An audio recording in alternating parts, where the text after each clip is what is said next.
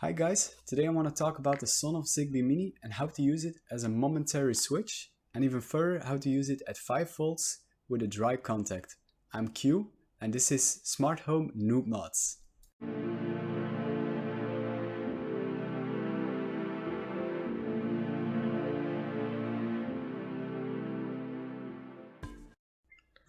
Before we get into the technical stuff, the reason why I do this is because I work with SmartThings. SmartThings is so very easy to work with. If you have a Zigbee hub and a Zigbee device, everything can be controlled with code and you don't need to worry about is it compatible enough.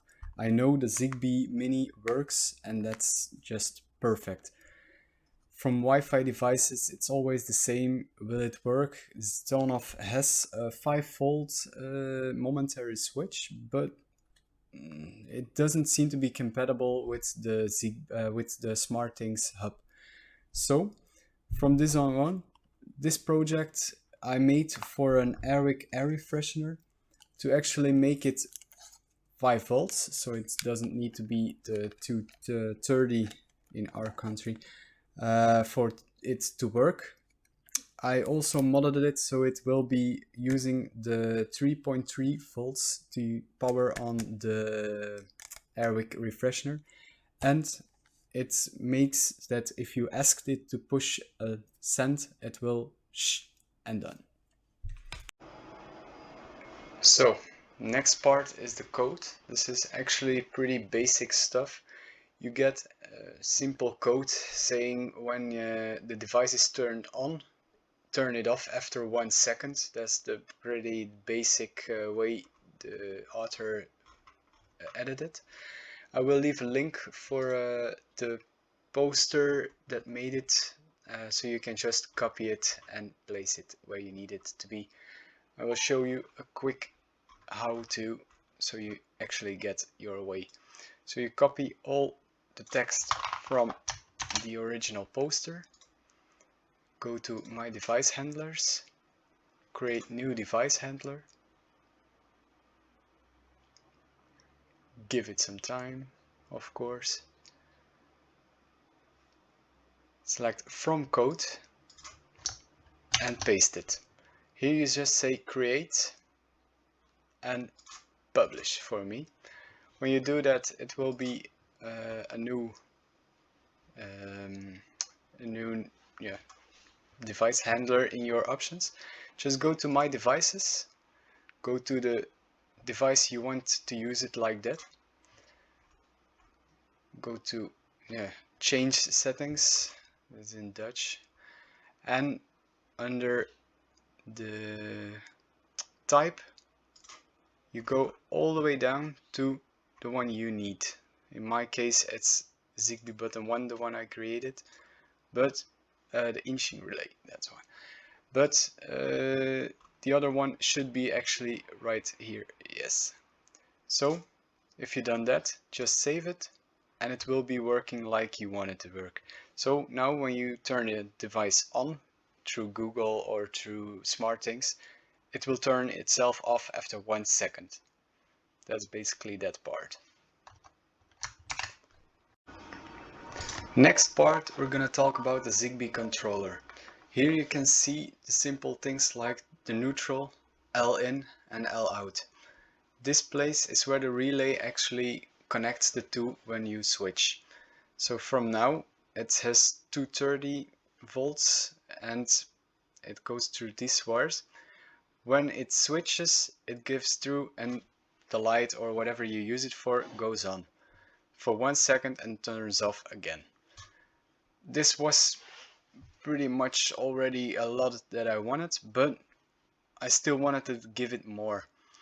So to make it work on 5 volts, that was the very easy part, is to actually connect these two places with wires.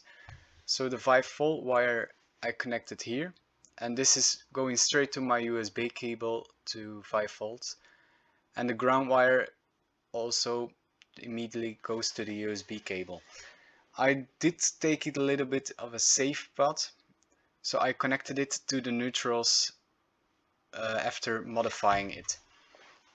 What I did here is actually cut this right through, and also here. You need to cut it really through the board because at the other side there are still connections. That's why all the dots here are. They are connecting from this side to the other side and etc. So I cut it here, so you definitely cut the resistor or cap, whatever it is here, and between these two also, so I have two separate connections. I connected this one to the ground and this one to the 5V with a cable I will show immediately. For the L in, it was a little bit tricky because it's always, I already connected to the cap on the other side. So I also needed to cut down through the board, fully through the board, to cut down any connection with the other side of the control. So this makes it from now on a real dry contact, nothing connected to it anymore. So when you connect a switch around here, it will go immediately through when it connects. With the switch I didn't do anything because it still turns it on and keeps it on, turns it off and keeps it off. That part wouldn't listen to the on immediately off sequence. I also used the 3V 3 for this project because my air refreshener works on 3V batteries, and I just replaced it and connected it here so it will still work, but I don't need to worry about batteries anymore. So when you look at the board, you see the two first ones that are the neutrals, and then the L1 in and L1 out, and truly to the side is the switch. The green wire that you see is for my project is the 3V 3. If you look at the back, you can see I used the 5V to the most left connector from the print, and I used the ground to the one next to it. So I have those two to connect it and easily disconnect it for future projects. 3V 3 is just a cable that I put through.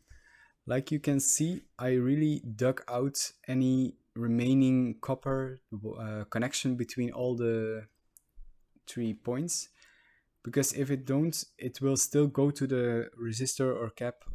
I still don't know exactly what it is, and it will still make a connection, and just to be safe and to be sure, I cut it off. For the L1 in, I still needed to cut it because it's connected to the blue cap at the back. So you need to really cut it through the board and make sure there is still no connection left. I used it now for my green cable to go through from my 3V 3. So the switch I didn't use because of what I said earlier. Like I said, I used it on my Airwick air refreshener. So actually I just plugged it on the connectors to make the push go in. It's an explanation for another video, how I did manage to modify the air refreshener itself.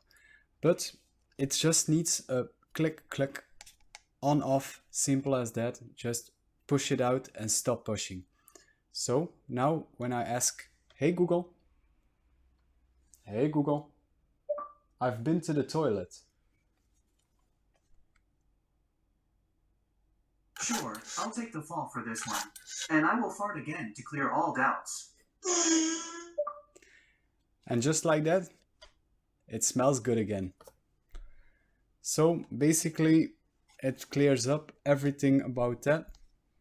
And like how I used it, I made the 3.3 volts connector, use it to make it able to power the air refreshener.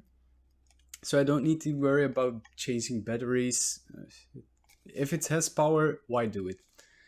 So basically that's my tutorial on how to do that. Hope this was clear enough. I didn't find enough information for myself, that's why I'll make this video, and hopefully it makes your too.